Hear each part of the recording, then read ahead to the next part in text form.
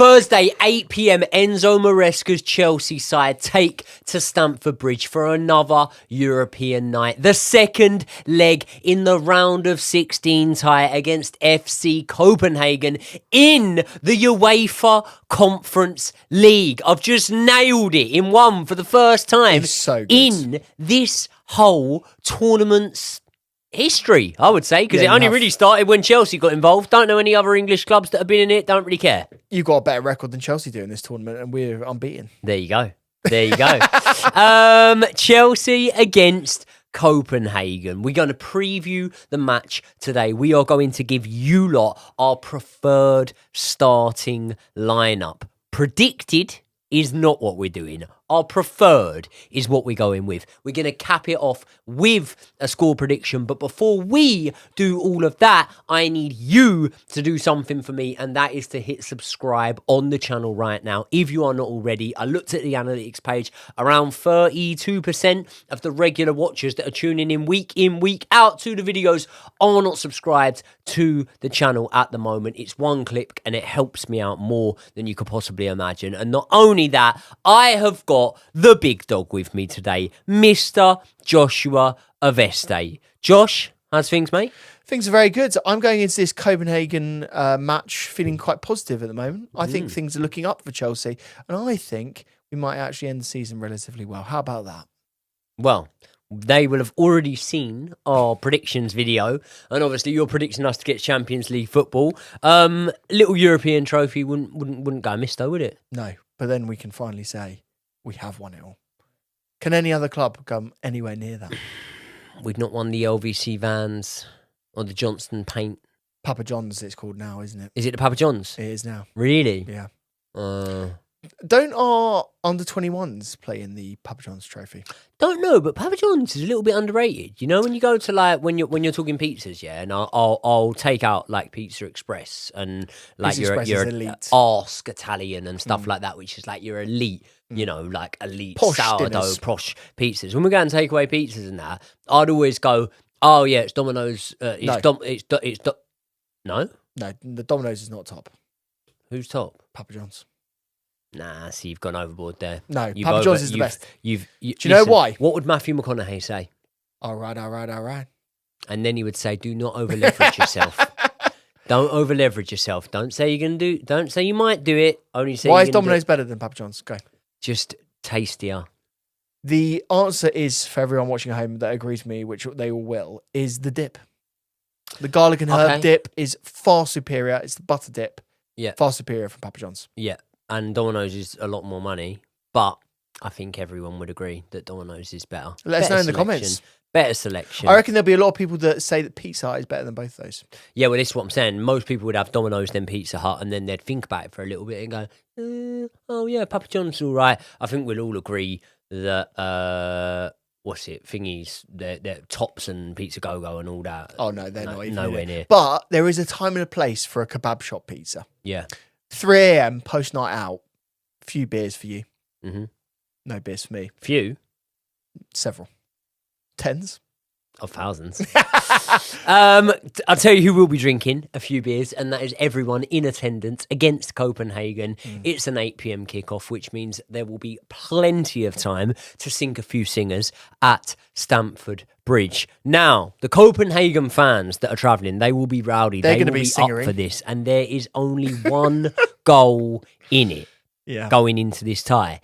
You said you were feeling a little bit more optimistic. How about confident? What are your confidence levels like going into this match against Copenhagen? Or if all we need is a boring 0-0 draw, put 10 men behind the ball and let's have a Jose Mourinho ball fest, I say.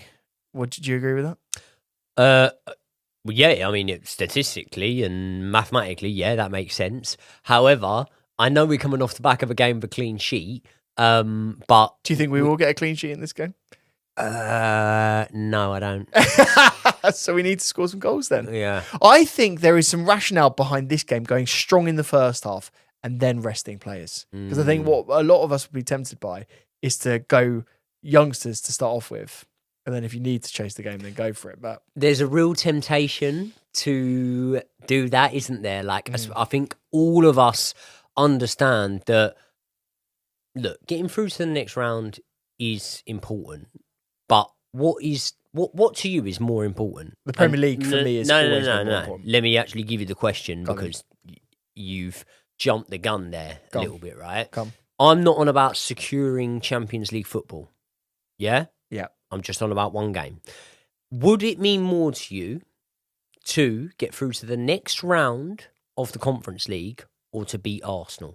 Beat Arsenal. It would. Honestly, it would. Yeah. So you'd happily go out the Conference League just to beat Arsenal? Yeah. Yeah. I would.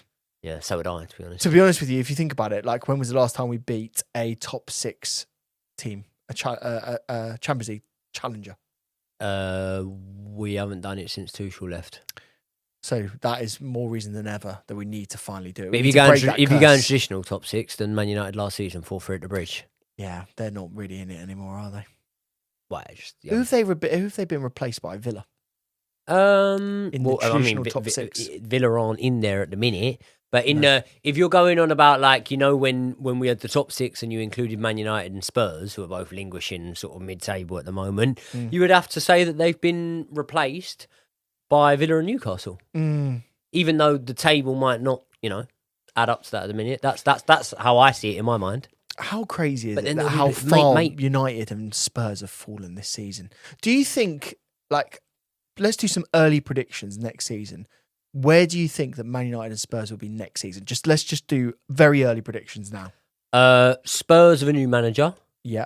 Man United a better season than this season, purely on the fact that I actually think that Ruben Amorim is a good manager. Purely on that fact. I think he is a good manager. I mean, I'm not being funny, yeah? And we're fine ones to talk because there's just been a protest at our club. There was just a protest at Man United the other day already. On Amorim? No. On ownership. Yes, but it's based on the Glazers and how much money they've taken out of the club. It is based on the Glazers. Yeah. But if Ruben Amorim have been doing a bit better, do you think that I don't know why they're so angry at the people that replace the windows. Yeah, there you go. Do you know what I mean? I think Spurs 9th, Man United 8th next season. Next season? Yeah. Yeah. Could see it happen. Is there a world where either of them to crack the top 10 this season for you? 10 games to go. Still a lot of points to play for. Do you know what? Out of the two of them, I reckon that Spurs will have a better run. Yeah, I can see that. Because they've got players coming back. It's the injuries that have fucked Spurs this season. Yeah, I can see that. What did you think of Copenhagen in the first leg? Were you... I was very impressed by them. Were you? I actually think they were solidly run. They come into the game, they're always going to be the underdog. They know what they played in a very smart way. They foiled us. They did what they needed to do. They tried to grind out a result. And also, they got that goal back, which means they're in a game now. 2-0 down. Are they in the game? Yeah. 2-1. It's game on now. So I was really impressed by them. And also, I was really impressed by their fans. Apparently, they were getting there 2.5 hours early to the game. And that 12th man, we've seen it in European games before. That makes a huge difference, doesn't it? Yeah, I think maybe my surprise was coming from the fact of where you were saying you were impressed by them. I think it's because you weren't expecting much of them then. No, but come on. I mean, they weren't rubbish, were they? They weren't a shit team. No, but that's what I'm saying. That's why when you said you were really impressed by them. I was impressed by them. Yeah, no, but I was impressed. I was impressed by them. But what I'm saying is like Copenhagen, yeah, decent team. We faced Copenhagen over the years. I remember facing them. And let's be honest, I'm saying this on a whim here. Probably get corrected in the comment section below. Yeah. But Copenhagen have played Champions League football more recently than Chelsea, haven't they?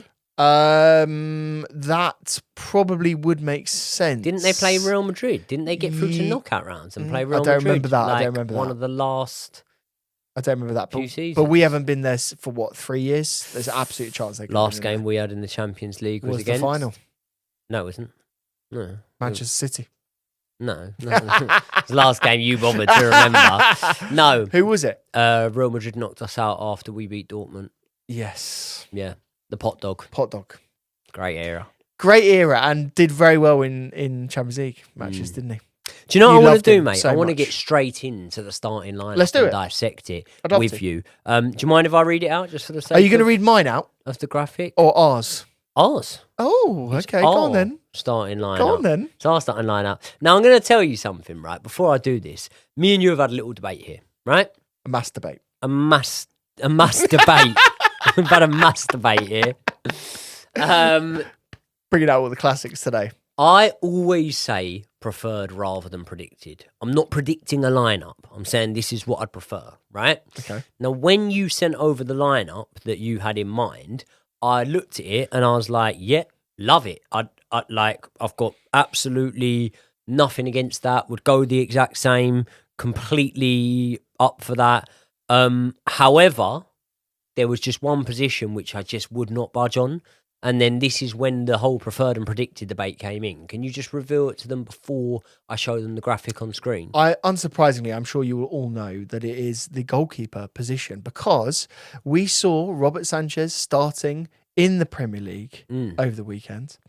And therefore, it's very unlikely, if we're trying to do a predicted 11, that he would feature on the game on Thursday night. But we're not trying to do a predicted 11, so who would you rather have in goal? Therefore, we're obviously going to say we want Robert Sanchez to be in goal for this game against Copenhagen. Why? Because then we want Jorgensen to play against Arsenal. Do you know what I'd rather? That we just sell Robert Sanchez? I'd rather Jorgensen in goal for both. Yeah. What's a goalkeeper really fucking do? It's a home game. This is the thing as well, right? Do you need to rest a goalkeeper? No! Like, do they actually... No, do they actually need a rest? You ain't got to rest a goalkeeper. There you go. Do you know what? Can I just say no? Can I just say something? Right, I grew up right in an era of when I was first watching Chelsea, where like we had some bog standard goalkeepers. If I'm being completely honest, Ed De Hoy was bog standard. Ed De Hoy was a Carlo Cudicini. No, wait. You're getting too far ahead of yourself, mate. You're getting too far ahead of yourself. Ed De Hoy was a great goalkeeper. He weren't a great goalkeeper, mate. He saved us so many times. Oh, he wasn't great. Let the comment section. I was very young, but I don't think he was great, right? But what I'm about to say is this, harsh. right? I grew up and we had, in my opinion, a few bog standard goalkeepers. Mark right? Bosnich. There you go. Fucking listen. He liked Colombia, didn't he? He loved Colombia. He loved the old Colombian marching powder. But what I'm saying is, then all of a sudden, a man named Carlo Cudicini comes along. One of my favourite human beings of all time. There you go. Follows me on Instagram, by the way. Watches the podcast. Carlo. Follows us on Instagram. We love you so much. Why did you close the restaurant, Carlo? You had a lovely Italian restaurant with Robert Di Matteo. Oh, yeah. There you go. On the Hollywood Road. So... either way, we didn't have great goalkeepers, in my opinion. Carlo Cudicini comes along. All of a sudden, I've formed an attachment with a goalkeeper. This man is fucking brilliant, right? Unreal, okay? Yeah? And then, after 2-3 seasons, Peter Cech comes in. Who signed Peter Cech? What manager? Claudio Ranieri. There you go. Not many people know that. Everyone thinks it's Jose Mourinho. Came in before Jose, didn't he? Pre-deal. Jose. Yeah. That's a shame. So, yeah. So Peter Cech comes in, and unfortunately, I had... well, not unfortunately. He, won us the Champions League. But I had to accept straight away that as much as I love this guy, it was almost... Ramsdale was making high-profile mistakes. I would still say he won them more points than he cost them, but it was almost Ramsdale, David Raya vibes of Arsenal. Yeah. The only difference is these goalkeepers. I'm talking about one silverware, but it was almost like a similar sort of situation.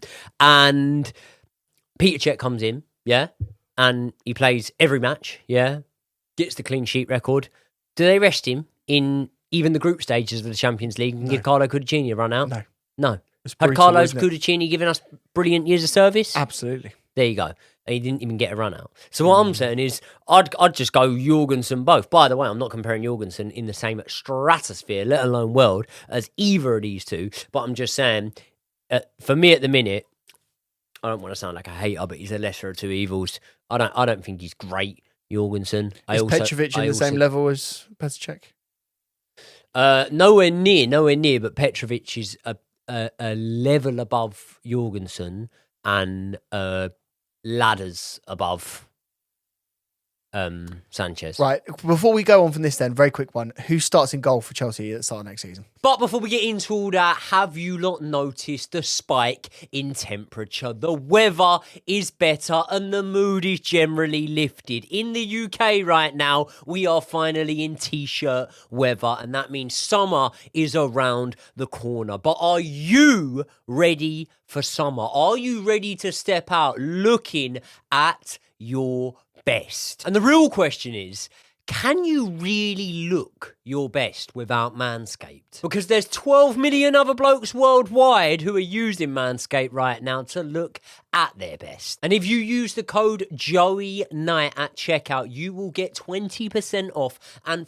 free shipping on your order at manscaped.com. My go-to at the moment is the Beard and Balls bundle, because when they see you looking this good upstairs, you don't want to disappoint them. You need to look just as good downstairs. So we'll start off with the Beard Hedger, which is helping you leave your beard looking as clean, fresh, and crisp as you desire. Then we move on to the Lawnmower 5.0, which helps you keep trimmed up and smooth in any other place you might want. Now, the Beard Hedger has 20 adjustable settings. This will help effortlessly shape your beard from light stubble to a well-defined style. And the Lawnmower 5.0 has a dual blade system to help keep things effortless, fresh and smooth, even in the most sensitive spots. And it has skin-safe technology designed to minimize nicks and irritation. And you don't have to worry about how long these bad boys will last, because you get up to 60 minutes of runtime with the Beard Hedger and 75 minutes with the Lawnmower 5.0. And both have a waterproof design, meaning that you can use this in the shower. Not only that, they've got precision lighting on the Lawnmower 5.0, which helps you keep smooth even in the darkest of areas. And Manscaped offer a 30-day back guarantee, meaning you can try the Beard and Balls bundle completely risk-free. So hit the link in the description, use the code JOEYKNIGHT to get 20% off and free shipping on your order. Huge thanks to Manscaped. Let's get back into it. I think Petrovic, you know? Yeah, I think so too. I've got a feeling Petrovic. I agree. He's coming back, apparently. And I think that once Maresca gets his hands on him, I can see him coming in. You shouldn't do that, Enzo. It's not consensual. No. If it's consensual, go for it. Go for it. Right, on screen now, you can see our starting lineup. I will, of course, read it out to you guys. We have gone for Sanchez in goal. Now, I just said, obviously, I'd start Jorgensen in both matches, but there you go. Give Sanchez the start in goal so that we can start Jorgensen against Arsenal. Then we're going Malo Gusto, Tosin Adarabioyo, Trevor Chalobah, and Benoit Badiashile. That's probably more likely going to end up being a bit of a flat back three, with Gusto bombing on a little bit. Reece James reprising that midfield role that served him so well. And Romeo Lavia straight back in for a start. I was begging for him to come off the bench the other day against Leicester City, especially with the worry of Caicedo on a yellow card. However, we have seen the way that Enzo Maresca seems to do things. Normally, you get managers that ease players back in, give them 5 minutes, give them 10 minutes. If you're Enzo Maresca, you just let Reece James come back in after being on the sidelines for 4 months. Or you start Wesley Fofana after he hasn't got no minutes for a good couple of months. Or Benoit Badiashile, and the list could go on. And I don't mind it. I'm all right with it. So I'm very much all right with Romeo Lavia being in there from the start. Now, ahead of those boys, centre attacking midfield, I would go with Nkunku. We're going to go Jadon Sancho on the right-hand side, Tyrick George on the left wing, with Shin Mayuka up top. Hopefully, this can be the game where Shin Mayuka is able to prove a little bit more. What did you think of that performance? Because a lot of people have been really down on Shim. Said that he didn't play that well in the first half. I didn't think that he didn't play well. I don't then want to blame the service around him. But I think that it was just a front line that had no game time together, hadn't spent any time on the pitch together, and therefore hadn't bonded, hadn't formed any relationships, didn't really know each other at all, and had Dewsbury Hall on the right or left wing. Yeah, it was a shambles. Why is he putting Dewsbury Hall on the wing? By the way, you can see like Keenan Dewsbury Hall's not in our team. I'd get rid of him as quick. Where does he even can. play? What is his best position? He's not a DM, is he? No. Not in the Chelsea system. No. By the way, Our centre midfield at the moment looks the most stacked out of any area of the pitch in terms of level of players, like depth of players. I'm not saying about quality. Especially now Reece James is considered Like a central Reece James is midfielder. now a centre mid. You've got Caicedo, Enzo. You've got Lavia coming back. You've got Amugu. You've got a lot of players there now, just in terms of bodies. And Dewsbury Hall, obviously, who can forget Dewsbury Hall? There you go. 6 different options.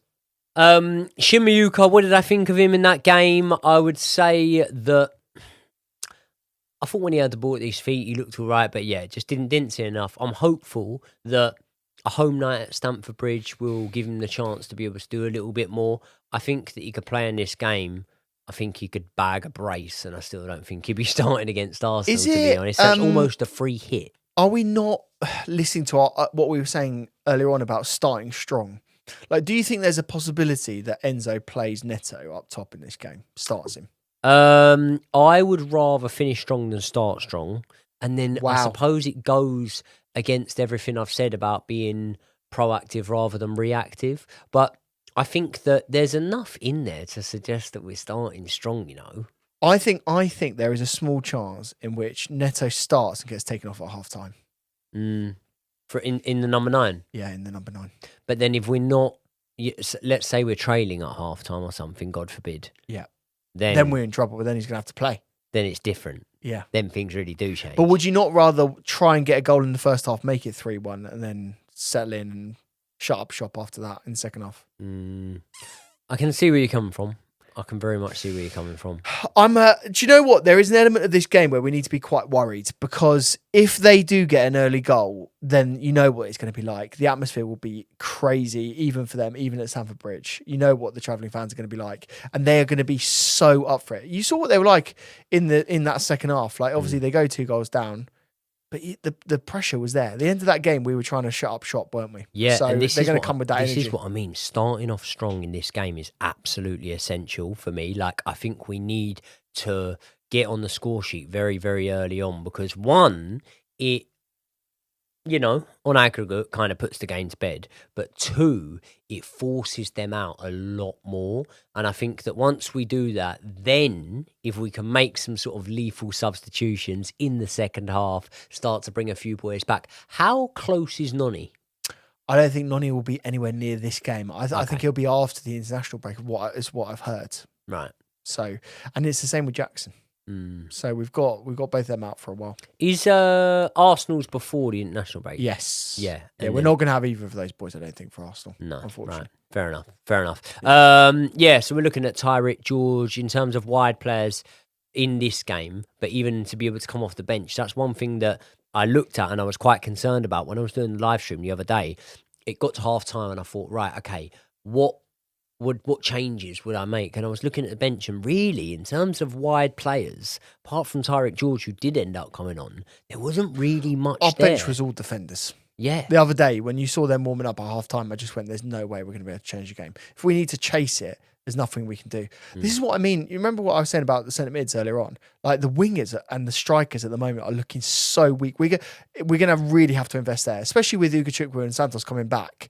We don't need to worry about centre mids anymore. No. We really don't. So it's more now about we need to invest in strikers and wingers. Like, even if you look at the centre backs now, with all of the injuries that we've got back, we've got a lot of, players that can play at the back now. So we just need strikers. You know how Enzo Maresca's now come out and been quoted as saying that he has seen Reece James as a midfielder from day one, which is a little bit baffling. Like, do you believe him?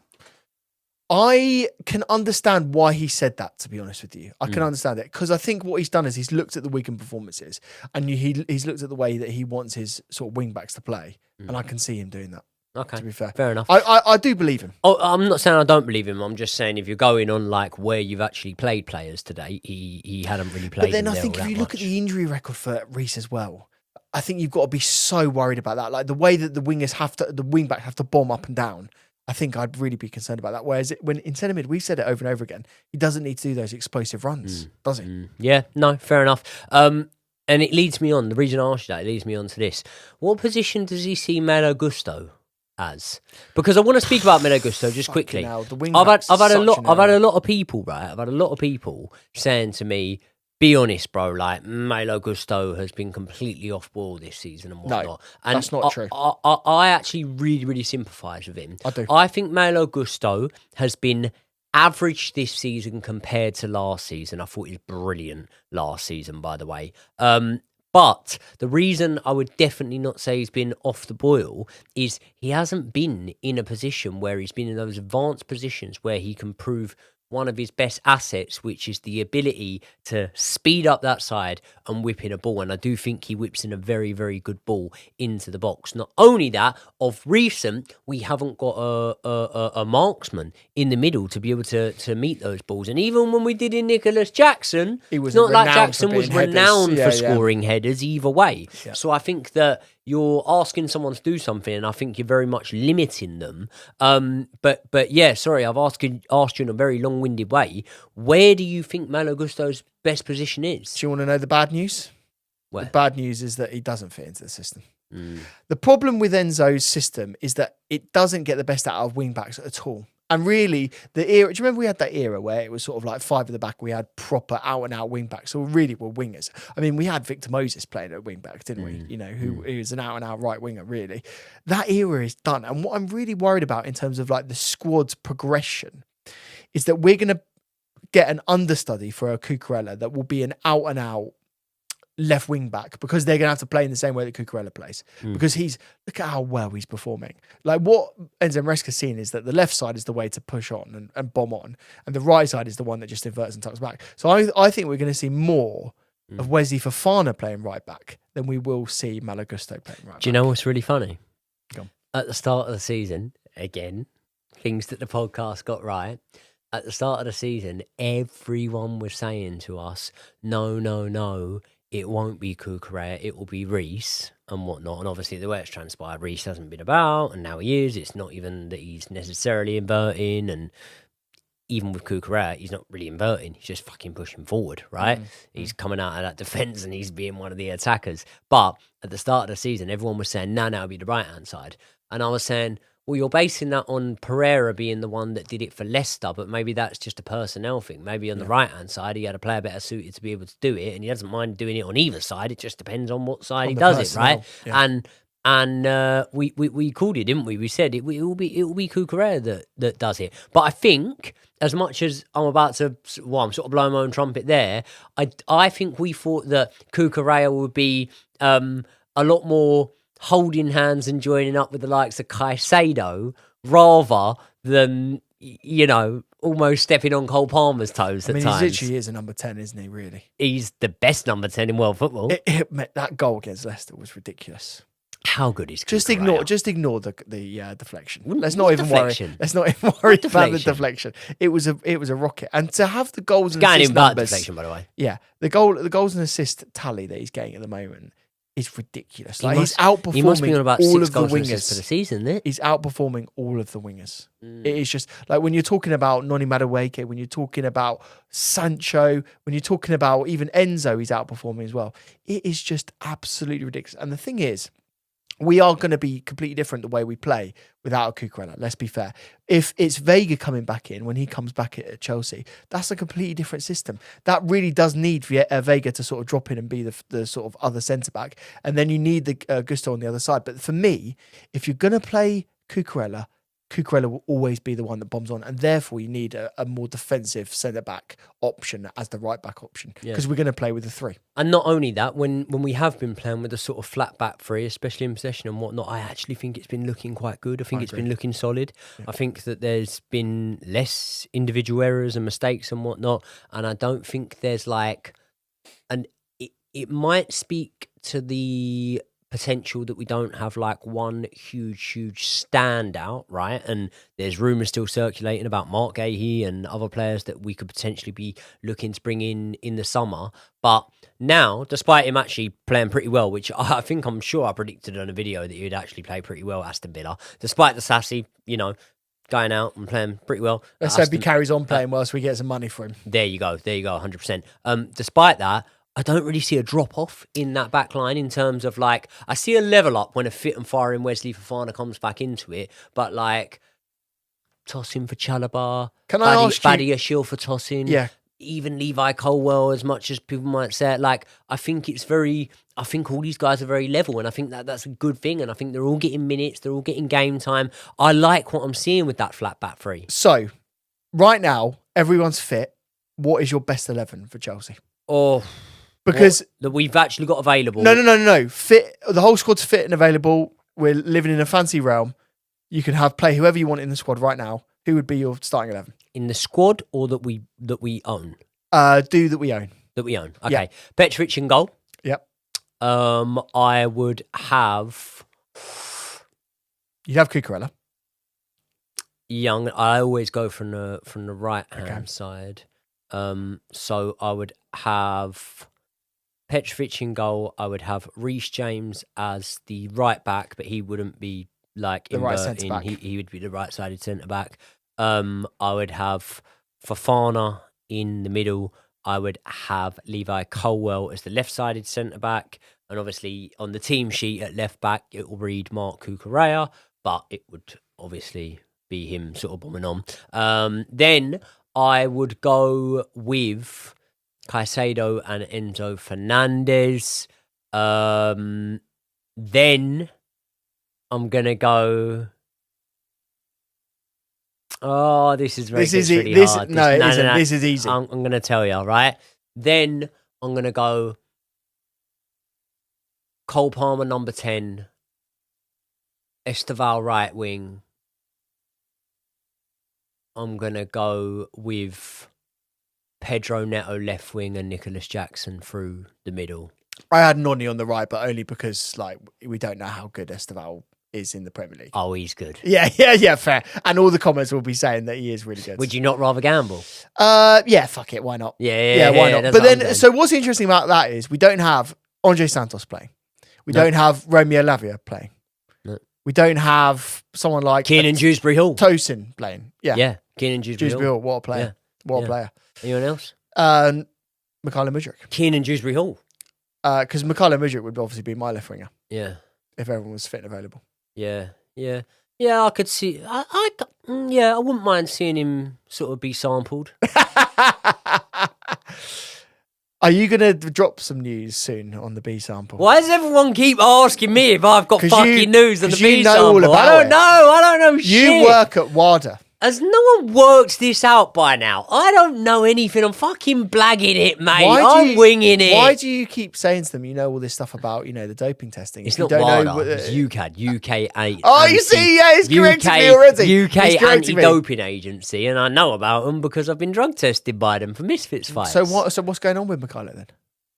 I don't know. I think that in boxing, fighters and definitely their promoters will spend a lot more than a Premier League football club would on legal representation and stuff like that. So the sort of dirty laundry comes out a little bit quicker in boxing, and you find out about B samples and whatnot, and you don't navigate it. And as I say, 99.9% of the time the B sample comes back exactly the same. So I think that potentially Chelsea have found out that the B sample has come back with meldonium in it as well, and now before the news drops, or before we allow the news to be dropped, we've put some sort of court breach in it. By the way, this is all just like what I think hypothetical. Yeah. This is just what I think alleged could have happened. We've put some sort of breach on it and it being reported, and we're actually getting our legal team to come up with the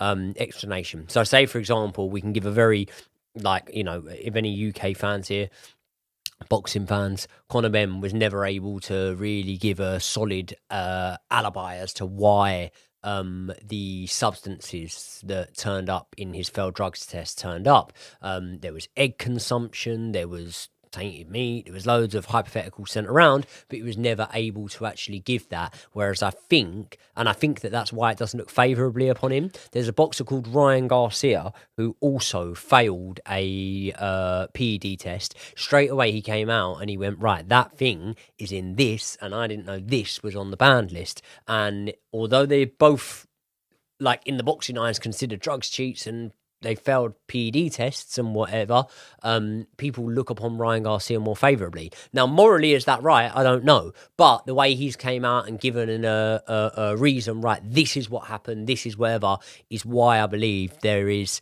less uncertainty and more backing of him. And therefore, what I believe is that when Chelsea drop the news that Mykhailo Mudryk's B sample has come back the same as the A sample, I think they want to have a solid thing of, but this is what we think it is. We believe it's contamination from when he went away on international duty, something like that. That is just what I believe might have happened. I'm probably wrong on it. So there you go. So the only other thing then I'll say is, if you look at what the Pogba ban was, bearing in mind that was for testosterone, I believe, rather than what was the substance that Mykhailo Mudryk had, nandrolone? Or is it meldonium? Meldonium, sorry. Yeah. So testosterone would indicate, for me, more performance, like it would be a worse substance. He got a 4-year suspension from that, which was reduced after going to CAS, the Court of Arbitration for Sport, to 18 months. So if, for example, let's just, because we're in a world of hypotheticals now, why not? Let's just embrace this for a second. If Mykhailo Mudryk's B sample is positive, he has a rationale behind it, and it's a substance which I think is less sort of dangerous or less sort of frowned upon than testosterone would be, for example. Let's say that the punishment is slightly lower and he does the punishment, he does time served. Is there a chance in which he does 12 months of a ban and comes back at the beginning of next season? Because when was it in the season? Was it November or was it earlier than that he got he was banned from? Yeah, it's around something November that sort of time. So yeah, there's definitely that possibility. Could it be playing again in November? You heard it here first. Yeah. There's definitely that possibility. Definitely that possibility. But who knows? Should we have a score prediction for this game? I'm going to go for a 1-1 draw. I think they score first and we get a goal back, and therefore we win the game on aggregate. I'll go for a 2-1 Chelsea win. I'm always optimistic, you know I am. But a 1-1 draw wouldn't surprise me. But I'll go 2-1 Chelsea win. Make sure you are tuned in. I am going to be live streaming this game. So make sure that you hit the notification bell. You're tuned in to the live stream. And also, Joey and Josh is linked in the description to this video. We dropped a video on Sunday. We got another banger true crime episode coming out this Sunday coming. So make sure you are there for that. And I will see you all in the next one.